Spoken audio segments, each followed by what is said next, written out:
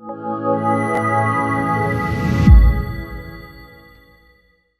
मोदी के हनुमान चिराग पासवान जी जो अभी वर्तमान में केंद्रीय मंत्री हैं, वो अपने हलफनामा में बहुत कुछ छुपाया है। उनके खिलाफ अभी दिल्ली में एफआईआर है जो लाइव है, वो ख़त्म नहीं हुआ है। उन्होंने छुपाने का काम किया है, जो कि एफआईआर ये है, आईपीसी सीआरपीसी सब दर्ज है। चिराग पासवान का ये एफआईआर में नाम है और उन्होंने हलफनामा में नहीं दिया। ये बताया हलफनामा में कि मेरे ऊपर कोई एफआईआर नहीं है, कोई न्यायिक जो न्यायिक प्रक्रिया के तहत कोई भी केसेज नहीं चल रहे हैं हमारे ऊपर। तो ये झूठ क्यों बोला? फिर शैक्षणिक योग्यता के मामला है तो उन्होंने वो झूठ बार बार झूठ बोल रहे हैं, 14 से झूठ बोल रहे हैं कि मैं बीटेक हूँ सेकेंड सेमेस्टर में। क्या कोई 2 सेमेस्टर का बीटेक होता है?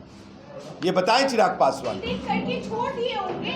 नहीं तो आप इंटर बताइए, 10, 10वीं और 12वीं बताइए। आप बीटेक क्यों बार बार लिखते हैं? आप गलत चीज़ मत सिखाएं। दूसरी चीज़ है कि इनके ऊपर डिफेमेशन भी है दिल्ली हाई कोर्ट में, इनके ऊपर बिना मानवी के साथ, बिना मानवी के ऊपर, बिना मानवी उस जो विक्टिम है, विक्टिम के साथ कुछ कॉन्स्पिरेसी है। चिराग पासवान, प्रिंस राज और ये बिना मानवी, उसके साथ और भी 3 लोग हैं।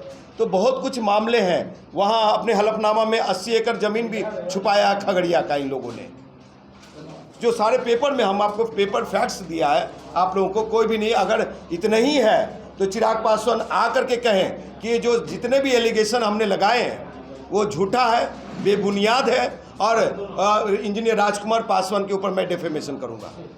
चिराग पासवान में अगर वो हिम्मत, मैं नरेंद्र मोदी साहब जी, देखिए, पासवान का मतलब ये नहीं होता है। ये बिहार की बात है, नेशन की बात है, बिहार के 13 करोड़ आवाम की बात। हाजीपुर लोकसभा की 22 लाख वोटरों की सवाल है ये। आप डीच करके, झूठ बोल करके, और आप क्या जताना चाहते हैं, क्या आईना दिखाना चाहते हैं? बिहारी फर्स्ट का मतलब क्या है? आपका मॉडल क्या है? तो सारे चीज़ें फैक्ट्स मैंने बता दिया है। चिराग पासवान झूठे मंत्री हैं, फर्जी सांसद बन करके संसद में है। जब राहुल गांधी जी का सांसद सदस्यता कैंसिल हो सकती है, जब इंदिरा गांधी जी का सांसद सदस्यता कैंसिल हो सकती है, तो चिराग पासवान का सांसद सदस्यता क्यों नहीं कैंसिल हो सकता है? मैं जानना चाहता हूं देश के सम्मानीय प्रधानमंत्री जी से और गृह मंत्री जी से, देश के मुख्य निर्वाचन आयोग से, भारत के मुख्य निर्वाचन आयोग से और बिहार। वो खुद लिख रहे हैं भैया, मैं नहीं करा सर, उनके हलफनामा के अनुसार कह रहा हूं मैं। वो बीटेक कह रहे हैं कि मैं 2 ही सेमेस्टर तक पढ़ा हूं। तो कब तक पढ़िएगा? 2014 भी 2 ही सेमेस्टर, 2019। हाँ, अब देखिए, मैं 24 का ये हलफनामा है। आप जो अगर सोच रहे हैं कि हम अपने दिक्कत क्या है अब बता रहे हैं, यानी कि देश में 420 भ्रष्टाचारी और क्या कहते हैं, अरविंद केजरीवाल जी की क्या गलती रही है, लालू प्रसाद यादव जी की क्या गलती रही है, वो लोग जेल गए कि नहीं गए, भेजे गए कि नहीं गए।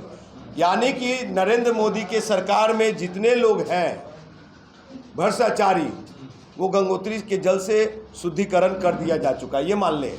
या देश के सम्मानीय प्रधानमंत्री जी इस पर कोई एक्शन नहीं लेते हैं, तो ये साबित होता है कि फिर न्यायिक प्रक्रिया खत्म हो चुकी है। एलिगेशन जो लगा रहे हैं, 2 सेमेस्टर बीटेक उन्होंने छोड़ दिया, मुख्य मुद्दा क्या है? छोड़ने के बाद आपको पता है कि 4 साल या 5 साल के बाद, उसके 3 साल के बाद, जो बीटेक के 3 साल के बाद आपको एनएफटी मिल जाता है। एनएफटी मिल जाता है। तो एनएफटी यानी बीटेक आप जो दावा नहीं कर सकते। आप लिखिए कि मैं इंटर हूँ, तो क्या लिखते हैं वो मैं इंजीनियर हूँ। साहब सुनिए उनकी क्वालिफिकेशन सुन लीजिए आप। 98 में मैट्रिक, 2003 में इंटर ओपन से, और 2005 में बीटेक करने गया। आज तक बीटेक का पता नहीं, खाली सेकंड सेमेस्टर, थर्ड सेमेस्टर। ये है मंत्री। तो वो लिखते हैं इंजीनियर लिखते हैं साहब, इंजीनियर नहीं लिखते तो यहाँ पे क्या दर्शा रहे हैं आप? यहाँ पे इंटर लिखिए ना। तेजस्वी यादव जी कहते हैं कि मैं 9वीं फेल हूँ, तो आप भी कहिए कि मैं बीटेक फेल हूँ बिहार में। मैं बीटेक फेल हूँ। तो वो कहते हैं कि बीटेक में छोड़ दिया। नहीं, ये छोड़ना नहीं नहीं। कह सकते। अच्छा, ये दो एक सेमेस्टर अंग्रेजी में छोड़ बताइए, दिया हूँ। सुनिए सुनिए, एक राष्ट्रीय चैनल को इंटरव्यू दे रहे थे तो कहते ऐसे हाथ सहलाते हुए कहते हैं एंकर को कि I did BTech in computer science. इसका मतलब क्या होता है बताइए आप? देखिए आप भी इंजीनियर हैं, आप अच्छी तरह से डीयू में आप रह चुके हैं। दिल्ली आप यूनिवर्सिटी में मैं कार्यरत रहा हूँ, हाँ। जूनियर इंजीनियर रहा हूँ, हाँ, प्रमोशन पाके आगे भी गया हूँ। तो आपको बता दूं कि मैं झूठ की खेती नहीं करता और नहीं किसी से डरता हूँ मैं, समझे? जो झूठ की खेती कर रहे हैं, हम अगर चिराग पासवान हमारे संसदीय क्षेत्र के ना भी रहते ना, जमुई से ये पीसी जो ऑर्गेनाइज की गई है, ये खुलासा मैं करता, आज मैं किया और आगे भी करता रहूँगा, सही आईना दिखाता रहूँगा। क्या चाह रहे हैं कि चिराग पासवान अपना इस पर वक्तव्य दे? चाहना क्या है साहब, अगर सच है चिराग पासवान वाकई में उनके पास ये सब चीज़ फैक्ट्स हैं और वो कहते हैं कि हम निर्दोष हैं, तो आकर के राष्ट्रीय चैनल में कहें, मीडिया के माध्यम से कहें, सभी को, नेशन को बताएं कि हम निर्दोष हैं, हमारे ऊपर झूठा दोषारोपण किया जा रहा है, समझे? ये कहें, क्यों कहने में डर लग रहा है? चौड़े में आके बोलना चाहिए। तो क्या कोई अपने दुश्मनी निकाल रहे हैं आप? सर हमको किसी से दुश्मनी नहीं राजनीतिक रहा। दुश्मनी सुनिए, नहीं। आदरणीय सम्मानीय रामविलास जी मेरे पिता तुल्य रहे हैं, हाँ, उनके खिलाफ भी मैं 2014 में लोकसभा का चुनाव लड़ा हूं मैं। पशुपति कुमार पारस जी भी हमारे लिए आदरणीय सम्मानीय रहे, उनके खिलाफ भी हम 19 में लोकसभा का चुनाव लड़े निर्दलीय। तीसरा पोजीशन आप 24 में लड़े तो चिराग पासवान जी की इतनी बड़ी उदारता थी तो राजकुमार पासवान को आगे बढ़ाने के लिए हाजीपुर नहीं लड़ना चाहिए था, जमुई से तो वो सांसद थे ना। तो जब आपको हम जैसे लोग समाज के पसंद नहीं तो आप हवाई नेता समाज को क्या दीजिएगा?